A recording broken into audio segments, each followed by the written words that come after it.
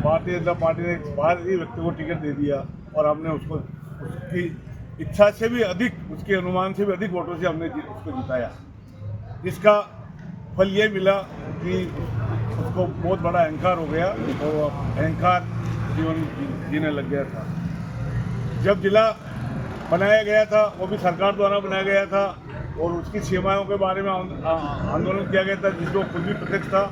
और जिला रहा उसके बाद भी उसने जो रामद्वारा में जो एक घोषणा की थी कि जब भी जिला अगर हटेगा नहीं हटेगा तो सबसे पहले मैं आदमी हूँ जो आपके साथ कंधे से कंधा मिलाकर इस आंदोलन में भाग लूँगा। पर दुर्भाग्य से उनको याद दिलाया गया और वो अपने वादे से मुकर गए और उन्होंने जो है जिले के लिए कोई पैरवी नहीं की। तब जाकर जनता ने तय किया कि जिला बचाने के लिए अपने को कुछ न कुछ करना चाहिए। एक संघर्ष समिति बनी। संघर्ष समिति और जनता की राय के अनुसार आंदोलन की बागडोर छापरा अधिवक्ता संस्था को दी गई, ये मानते हुए दी गई कि इससे जो सरकार किसी भी प्रकार से आंदोलन का दमन नहीं कर पाएगी, और वही हुआ। आंदोलन की बागडोर अभिभाषक संस्था छापरा के हाथ में होने के कारण आंदोलन को दबाने के अनेक प्रयास किए गए, लेकिन न प्रशासन को उसमें सफलता मिली और न ही भावी अपने माननीय मुख्यमंत्री जी को और विधायक महोदय को कोई सफलता मिली।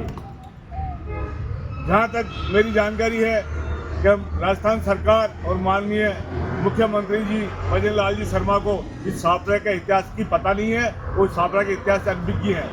उनको ये पता नहीं है कि छापरा अपने विकास के लिए और अपनी स्वतंत्रता के लिए अंग्रेजों के ज़माने में भी छापरा के वीर सपूतों ने जो अंग्रेजों की नींद जगा दी थी और बम फेंका था दिल्ली में, उस बात को भूल गए। दूसरा ये भी भूल गए कि छापरा एक रियासत रही है और एक रियासत का अपना एक इतिहास रहा है, और छापरा के साथ उन्होंने ये जो अन्याय किया।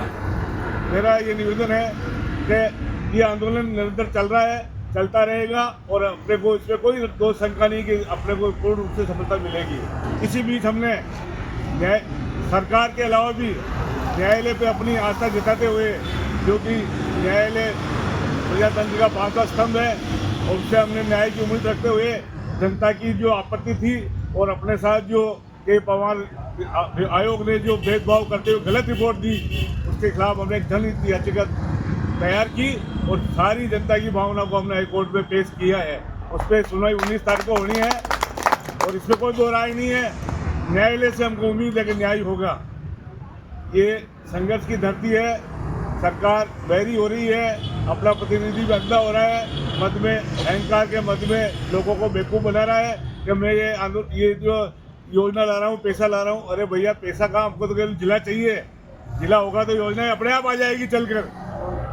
और एक साल के पिछले एक साल में अब तक क्या किया उसने, जो मेरे हिसाब से धरालपुर में कोई काम नजर नहीं आ रहा उसके द्वारा किया गया हो। मात्र अधिकारियों का मन मर्जी से ट्रांसफर करा कर पुलिस लेवल में अपने उनको भर्ती करके केवल करप्शन के अलावा कोई काम नहीं हो रहा है। इससे जनता से छुपाव नहीं है कि किस तरीके से करप्शन है या तहसील रजिस्ट्रियाँ होती है, उसके बाद कितना % बढ़ गया। लोगों में ये चर्चा है कि पहली बार विधायक महोदय ने नगर पालिका से भी 2% कमीशन की बात तय की है। तो दुर्भाग्य है, ये शर्मनाक बात है। अपने को मजबूती से रहकर लड़ना है, और अगर हाई कोर्ट से भी अगर कोई दिक्कत रही तो हम सुप्रीम कोर्ट तक भी जाएंगे, तो कोई दिक्कत नहीं है। मुझे पूरी उम्मीद है जिस प्रकार से छापरा की जनता का हमको सहयोग मिल रहा है, ये जनता की लड़ाई है, जनता के लिए है और जनता के द्वारा लड़ी जा रही है। और जनता की सरकार जनता द्वारा बनेगी, सरकार इस पर ध्यान नहीं दे रही है। ये अफसोस की बात है। अगर ऐसा मौका आया तो अगर करना पड़ा तो हम आप सबकी ताकत के साथ जयपुर विधानसभा का घेराव भी करने का प्रोग्राम बना सकते हैं। तो दोस्तों, ये लड़ाई आसान नहीं है, फिर भी सफलता अपने को पूर्ण रूप से मिलेगी। और आप लोगों को मैं दोबारा हार्दिक आभार व्यक्त करता हूँ कि आप जो इस संघर्ष से जुड़ रहे हो और तन मन धन से सहयोग कर रहे हो, और इसके लिए मैं संस्था की ओर से और संघर्ष समिति की ओर से दोबारा आपका हार्दिक आभार व्यक्त करता हूँ। क्योंकि जब भी इतिहास आएगा, चला जाएगा, पढ़ा जाएगा, तो अब सब लोगों को याद किया जाएगा तो उस दौरान जिले के लिए किन किन लोगों ने लड़ाई लड़ी थी, अपना तन मन न्यौछावर किया था।